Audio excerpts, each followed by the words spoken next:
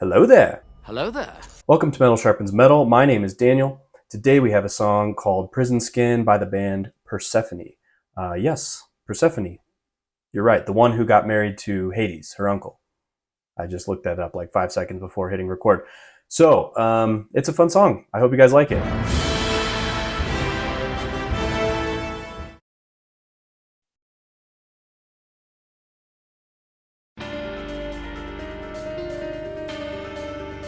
Ooh. That's right, they shred with the piano.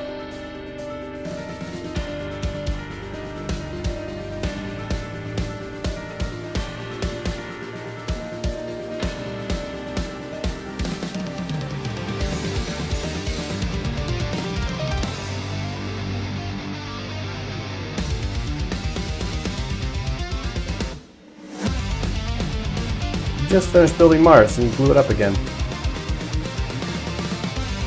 I've actually never seen this music video yet.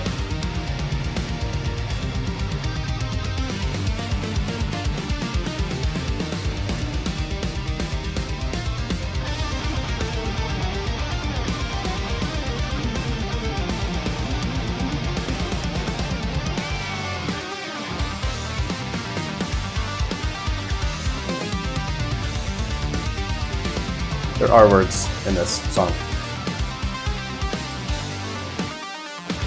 They just have a really cool intro too.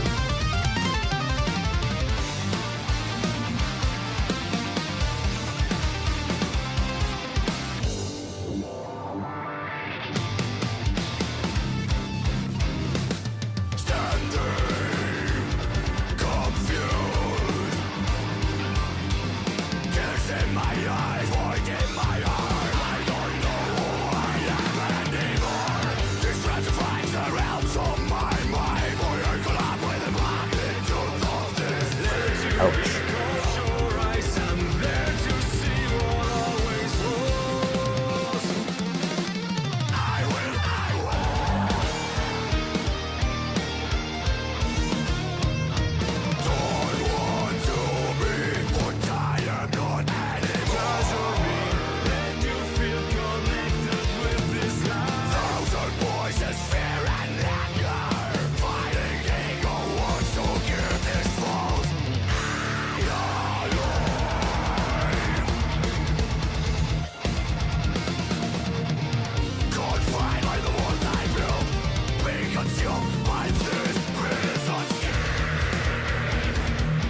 The song is just all over the place right out the gate, but I love it.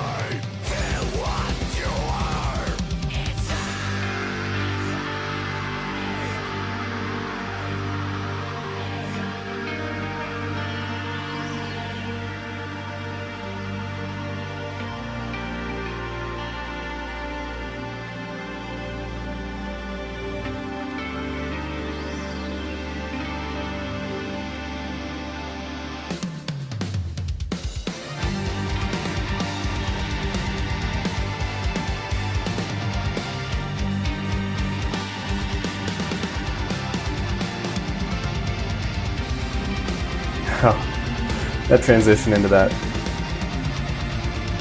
this triplet feel, so cool.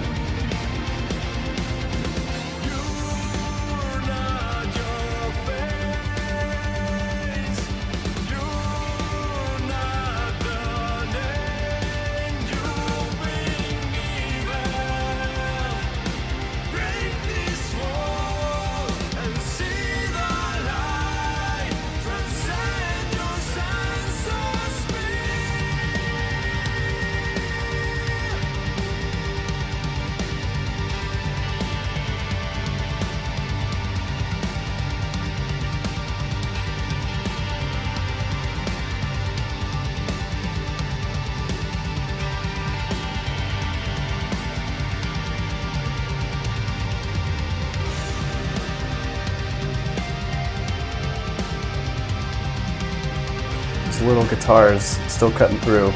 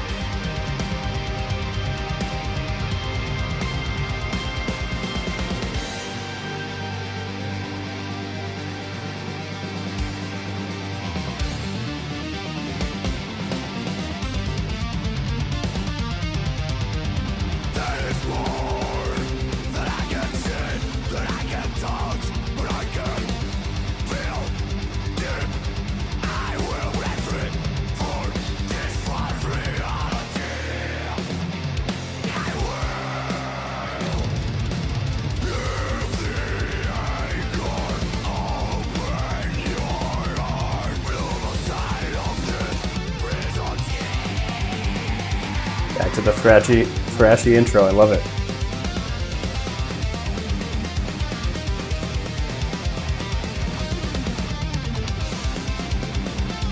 It's like rewinding the whole video now, I just noticed. In fast motion. Back to the little baby.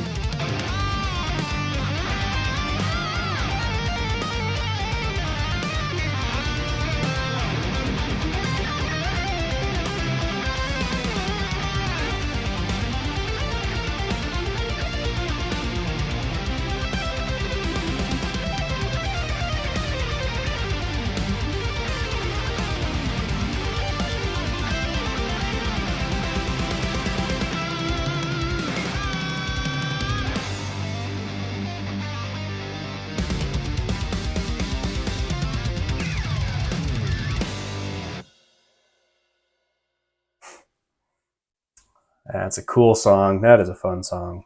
I always like that one. It's just so much melody. It gets stuck in my head often. The beginning is chaotic and uncertain. I think that really matches the lyrics well. And then everything kind of calms down, focuses in on a couple instruments, and builds through a bridge as the protagonist kind of makes the realization of what reality is in the way they present it. So yeah, this band is, they come from a country called Andorra, which means that you officially know the coolest band in Andorra as well. The vocalist, the screaming one, his name is Marc Martins Pia, and the singing guy is Tony Mestercoy.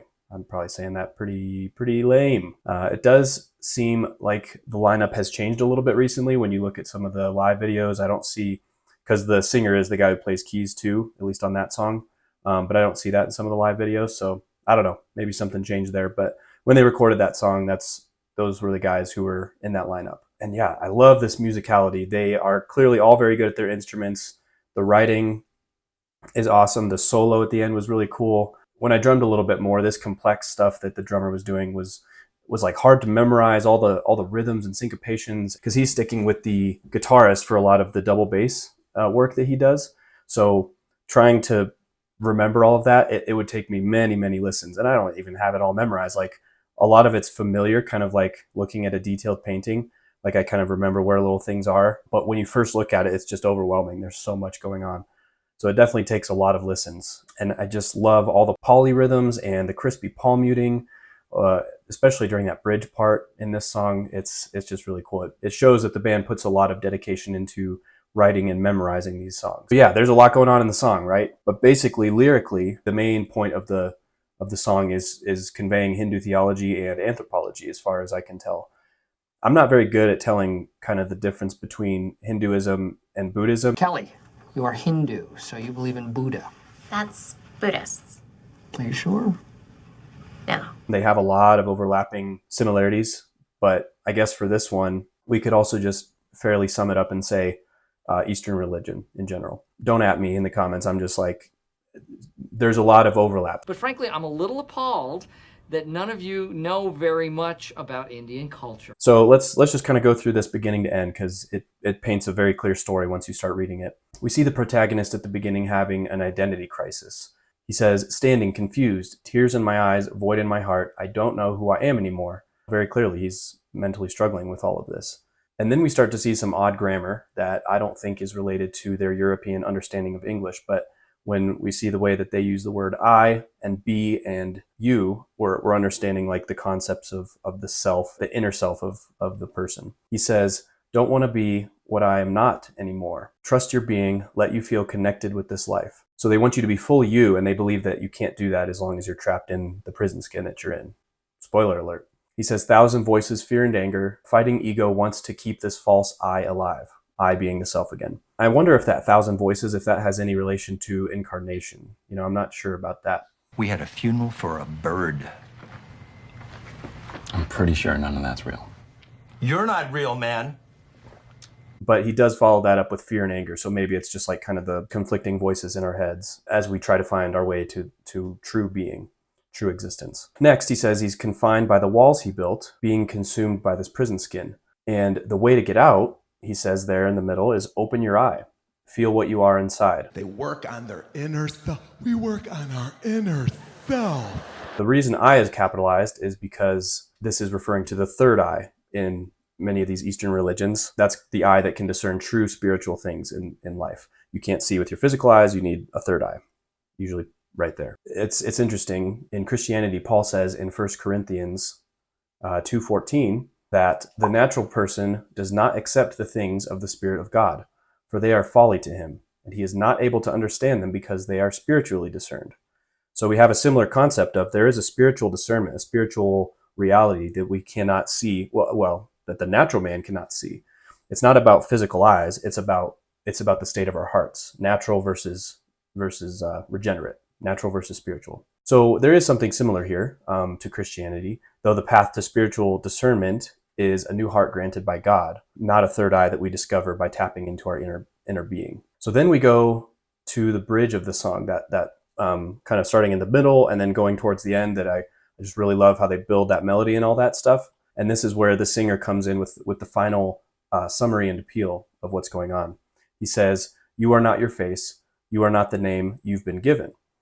Break these walls and see the light. Transcend the senses, be." Here, the light, in Hinduism, we could sum up pretty much the way that you would think: divinity, purity, serenity, things like that. And if you can transcend above your material perception, then you will exist as you were truly meant to. That is the goal here. So if we can sense past our skin, we can understand reality. Seems like the kind of thing white people with dreadlocks do. In spite of disagreeing with this view of man, this anthropology that they present here, I think that there is another parallel to Christianity.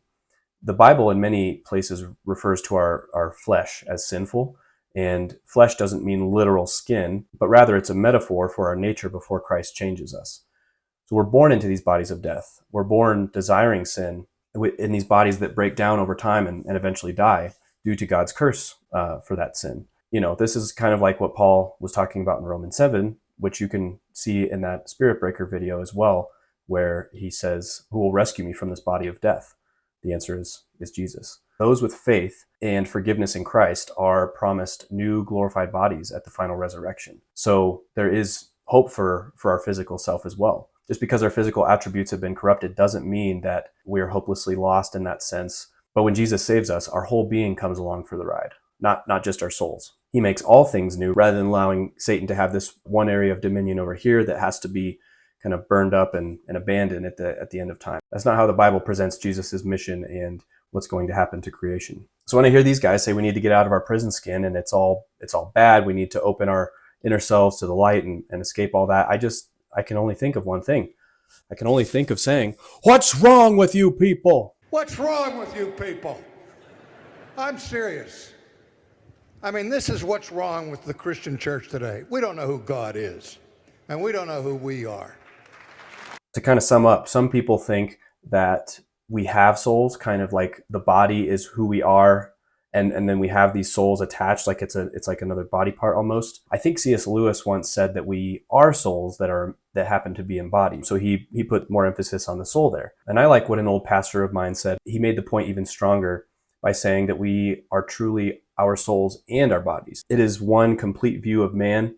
They affect and depend on each other. Yeah, I'm not going to go into a whole sermon, but I do like that view of the whole man. So we aren't in a prison of skin, but our flesh is still representative of what separates us from God, something that we fight against. All right, well, what a catchy song. The music video makes a lot more sense now after going through those lyrics. Very confusing at first, a baby inside of a planet or something. A little kid in the background going crazy. That one was weird. I love that synth texture that's underlying a lot of the bridge, the tight rhythm guitar and drums playing the triplets, like all that stuff is great. And that singing melody gets stuck in my head often. So yeah, this is a good song, but a lot of worldview issues do hide beneath the surface. I mean, for me, that's part of the fun. I like analyzing that stuff. So I hope you enjoyed that too, and hope you learned something, and we will see you next time. Bye. Hello there. Hello there. Hello there. Hello there. Hello there. Hello there. Hello there. That's probably really loud.